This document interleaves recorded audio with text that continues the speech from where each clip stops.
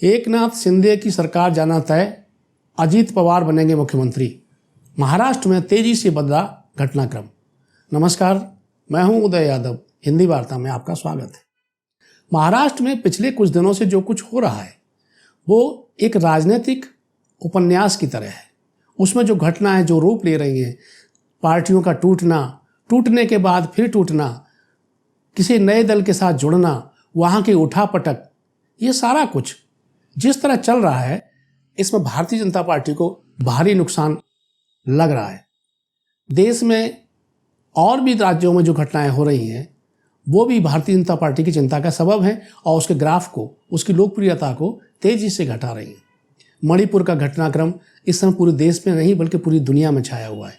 England की संसद में इस मुद्दे को उठाया गया, कई देशों में ये आलोचना का विषय बना, लेकिन भारतीय प्रधानमंत्री ने, भारतीय जनता पार्टी के शीर्षस्थ नेताओं ने इस घटना की जिस तरह से अनदेखी की, उससे जनता में भारी रोष है। और ये एक ऐसा कारण है जिससे कई अन्य राज्यों में जहां आने वाले दिनों में चुनाव होने हैं, वहां भी भारतीय जनता पार्टी को नुकसान होगा, होना तय है। कर्नाटक जाने के बाद से बीजेपी यूं ही परेशान है। तो महाराष्ट्र में क्या होगा, हम इस घटना की विवेचना करेंगे। लेकिन पहले आपसे एक अनुरोध, आप हमारे चैनल को कृपया सब्सक्राइब करें, लाइक करें और ज़्यादा से ज़्यादा मित्रों तक शेयर करें। आप सब्सक्राइब करेंगे तो हमारी बात आप ज़्यादा लोगों तक पहुंचेगी। तो महाराष्ट्र के घटनाक्रम की बात हम कर रहे थे। एकनाथ शिंदे जब से अजीत पवार एनसीपी तोड़कर इस सरकार के साथ आए हैं, तब से एकनाथ शिंदे परेशान हैं। उनका प्रभाव घट रहा है, अजीत पवार का प्रभाव बढ़ रहा है। भारतीय जनता पार्टी का महाराष्ट्र के नेतृत्व से लेकर केंद्र तक के नेता अजीत पवार को महत्व दे रहे हैं, उन्हें वजन दे रहे हैं। वे पिछले दिनों प्रफुल्ल पटेल के साथ गृह मंत्री अमित शाह और प्रधानमंत्री से भी मिले थे। बातचीत क्या हुई ये तो नहीं मालूम, लेकिन एक संकेत बड़ा साफ है। अजीत पवार के एक विधायक ने ट्वीट किया है जो सब कुछ बता रहा है। उन्होंने मराठी में लिखा है, मैं अजीत पवार मुख्यमंत्री पद की, और आगे उन्होंने छोड़ दिया। यानी बड़ी साफ है कि जल्द अजीत पवार को प्रदेश की बागडोर मिल सकती है। इस घटना से, इस चीज़ से चिंतित होकर एकनाथ शिंदे तेजी से भागकर दिल्ली गए और प्रधानमंत्री से मुलाकात की। स्वाभाविक है कि बात वही होगी सरकार को लेकर, अपने भविष्य को लेकर, लेकिन वहाँ जो कुछ हो रहा है वो उन्हें राहत देने वाला नहीं है, उनकी चिंताएं बढ़ाने वाला ही है। अब प्रधानमंत्री ने उन्हें क्या आश्वासन दिया होगा, ये आप इससे अंदाज लगा सकते हैं कि अजीत पवार जब आए थे तो उन्होंने अपने समर्थकों से कहा था कि मैं उप मुख्यमंत्री बनते बनते थक चुका हूं, अब मेरा बेटा भी मुझसे पूछने लगा है तो मैं मुख्यमंत्री बनना चाहता हूं। और अभी आज उनके गुट के एक विधायक के ट्वीट से ये साफ हो गया कि एकनाथ शिंदे जाएंगे और अजीत पवार आएंगे। लेकिन अजीत पवार के आने से या एकनाथ शिंदे के जाने से भारतीय जनता पार्टी पर क्या प्रभाव पड़ेगा, उद्धव ठाकरे पर क्या असर होगा, और एनसीपी के प्रमुख शरद पवार इस घटनाक्रम को किस रूप में ले रहे हैं, हम इस पर एक एक करके नज़र डालते हैं। अजीत पवार इसी भारतीय जनता पार्टी के साथ 3 बार उप मुख्यमंत्री हो चुके हैं, बन चुके हैं। वे प्रभावशाली हैं, उनके काम करने का ढंग दबंग तरीके से होता है। ये एकनाथ शिंदे जब उस सरकार में शामिल थे उद्धव ठाकरे की, तब भी वो इसी बात से परेशान थे कि अजीत पवार उन्हें कुछ काम नहीं करने देते।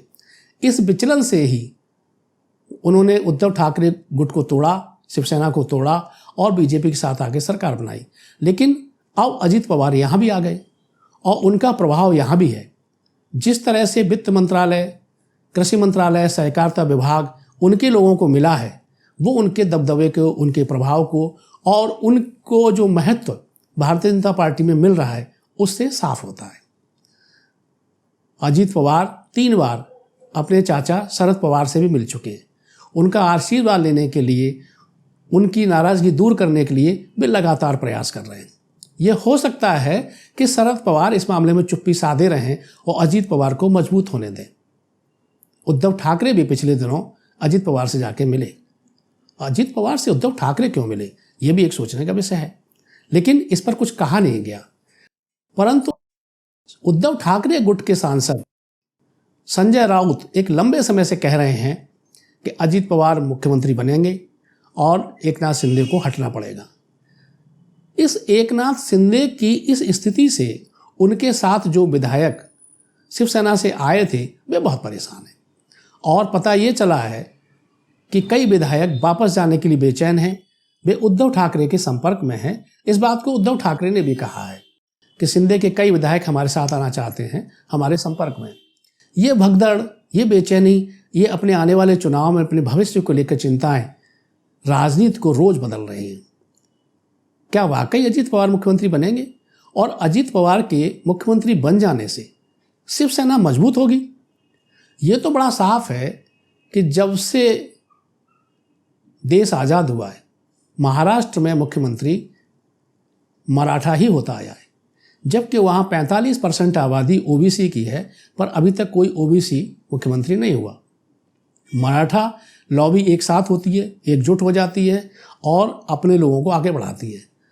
बाकी जातियाँ, चूँकि भारतीय जनता पार्टी के पास पिछड़े वर्ग के पहले कुछ नेता थे, प्रमोद महाजन, गोपीनाथ मुंडे, उस स्तर के लोग इस समय नहीं हैं, इसलिए ओबीसी जातियों को जोड़ने का भी लगातार बीजेपी प्रयास करती रही है।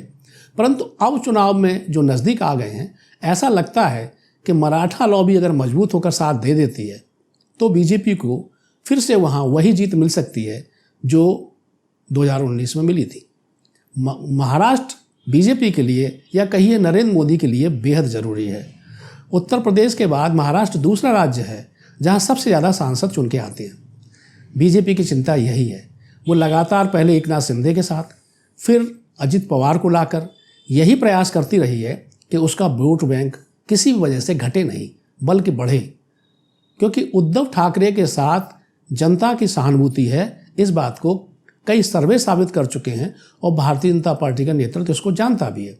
इसीलिए वो ये कोशिश में है कि हर जाति का, हर समुदाय का व्यक्ति अगर मंत्री बन जाता है तो शायद वो नाराज़गी दूर हो और सहानुभूति खत्म हो और इनके साथ मत प्रतिशत बढ़े।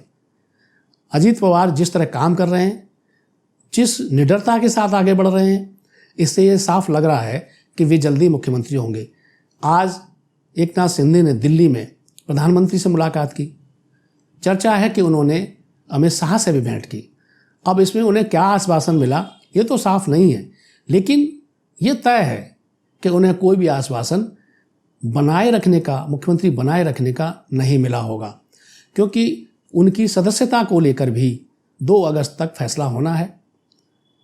विधानसभा अध्यक्ष क्या निर्णय लेते हैं, अगर उनकी सदस्यता चली जाती है तो यूं भी उनको हटना ही होगा। देखना यह है कि अजीत पवार अगर मुख्यमंत्री होते हैं तो भारतीय जनता पार्टी को कितना सुहाते हैं, क्योंकि अजीत पवार के मजबूत होने का मतलब होगा शरद पवार का मजबूत होना। यह निश्चित है कि बिना अपने चाचा के आशीर्वाद के इतनी निडरता अजीत पवार में नहीं हो सकती थी, क्योंकि मराठाओं में आज भी शरद पवार की आवाज़ गूंजती है। उनका आदर है, उनका प्रभाव है और उस प्रभाव को अजीत पवार मिटा नहीं सकते।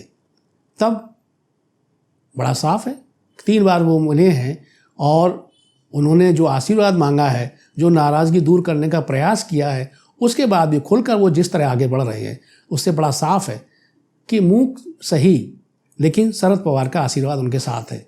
और अगर शरद पवार का आशीर्वाद साथ है तो निश्चित है कि अजीत पवार मुख्यमंत्री बनेंगे और प्रभावशाली मुख्यमंत्री होंगे।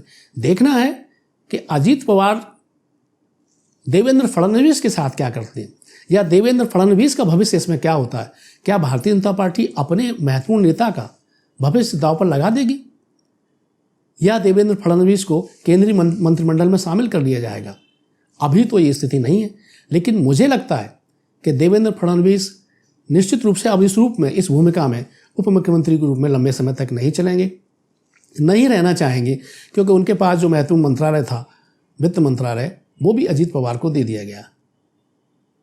कुछ भी हो, देवेंद्र फडणवीस केंद्र में जाएं, अजीत पवार मुख्यमंत्री बने, लेकिन एकनाथ शिंदे को सड़क पर आना ही होगा। उनका भविष्य अधर में है। यह था हमारा विश्लेषण। आपको कैसा लगा कमेंट बॉक्स में ज़रूर लिखें। मिलते हैं अगले विश्लेषण के साथ जल्द ही, तब तक के लिए नमस्कार।